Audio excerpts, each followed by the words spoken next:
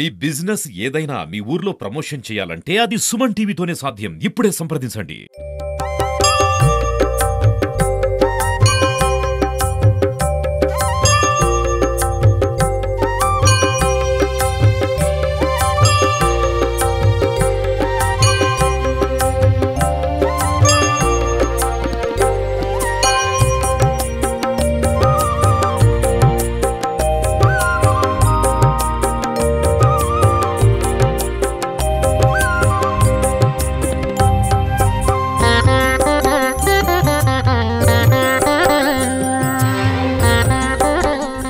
నమస్తే, welcome to Suman TV. ఇప్పుడే నిజామాబాద్ జిల్లాకి సంబంధించిన ఏదైతే రథోత్సవంలో భాగంగా జగన్నాథ రథోత్సవంలో భాగంగా అంగరంగ వైభవంగా స్వామివారిని ఊరేగింపు చేస్తున్నారు ఇస్కాన్ ఆధ్వర్యంలో. సో విజువల్స్ చూడొచ్చు, ఎంత మంచి సుందరమైన దృశ్యాలు కనిపిస్తున్నాయంటే మొత్తం మహాభారత రామాయణానికి సంబంధించిన మొత్తం డీటెయిల్ దృశ్యాలు మనకు కనిపిస్తూ ఉన్నాయి. వేషధారణతోని వాళ్ళు చాలా మంచిగా వాళ్ళు నృత్యాలు చేస్తున్న సిచ్యువేషన్ అయితే ఉంది.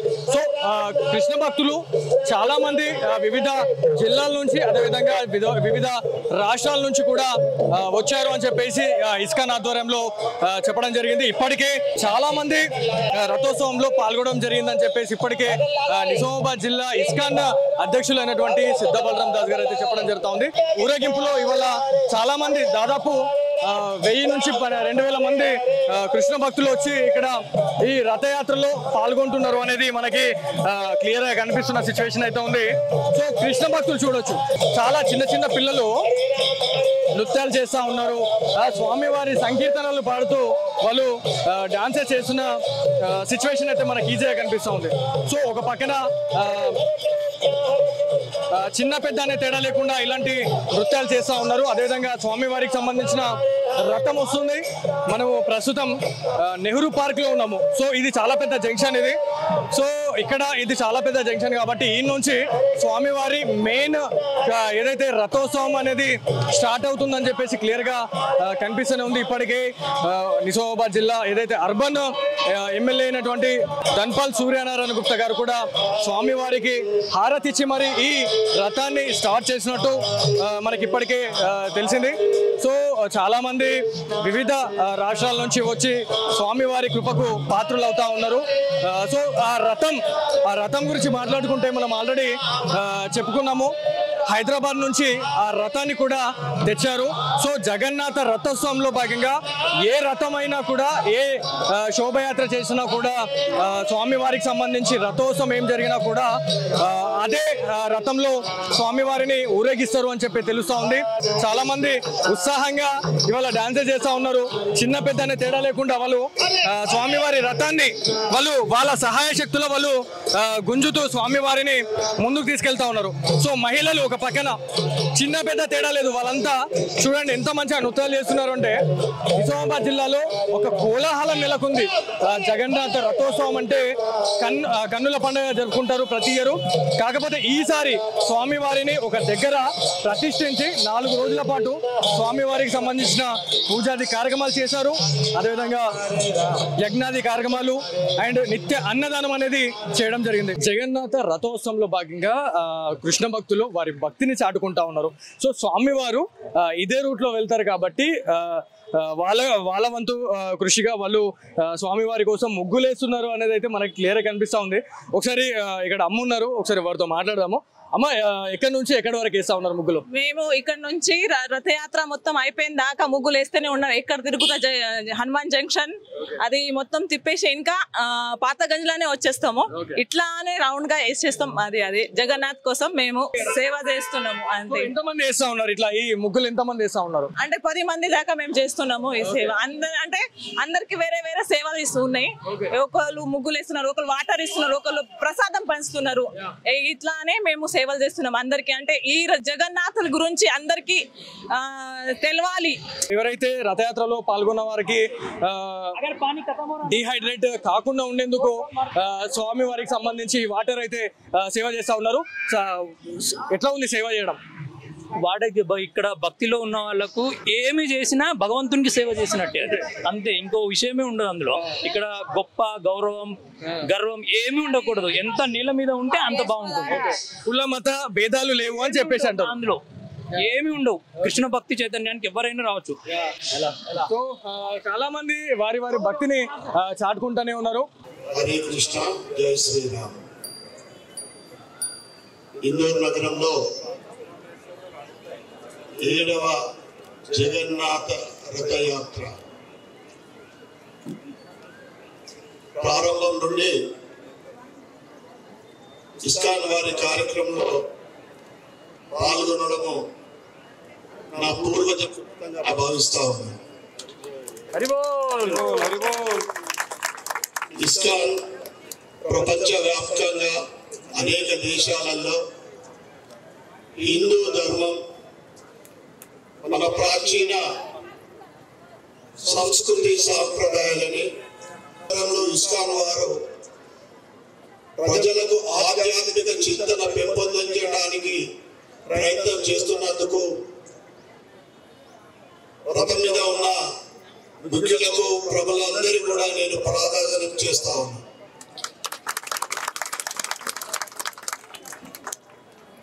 హిందువులుగా పుట్టడం, భారతదేశంలో పుట్టడము, అందులో హిందువులుగా పుట్టడం అనేది నిజంగా మనందరి అదృష్టం. దీంట్లో ఉన్నంత ఆత్మీయ బంధన కానీ, ఆధ్యాత్మిక చింతన కానీ, ధర్మం గురించి కానీ, దేశభక్తులు కానీ, హిందువులకు ఉన్నంత ఆప్యాయత, ప్రేమ, అనురాగాలు ప్రపంచంలో ఏ మతంలో కానీ ఏ దేశంలో కానీ మనకు కనిపించదు. బాంబే నుంచి వచ్చి చేసిన ప్రభు గారికి మరియు ప్రభుత్వానికి కూడా మరి ఒకసారి పాదవందనం చేస్తూ, ఏదైతే మేము మామూలు సమయంలో ప్రభుత్వంతో మేము మాట్లాడుతూ కూర్చుంటా, ఇస్కాన్కు నగరంలో ఆలయానికి స్థలం కాదు. ఈ విషయం చాలా సార్లు మేము మాట్లాడుకుంటూ ఉంటాం. తప్పకుండా నా ఆశయం కూడా నేను కూడా నా పూర్తి సహకారం ఆలయ నిర్మాణం కోసం రాబోయే సంవత్సరం రథయాత్ర వరకు మనకు ఆలయానికి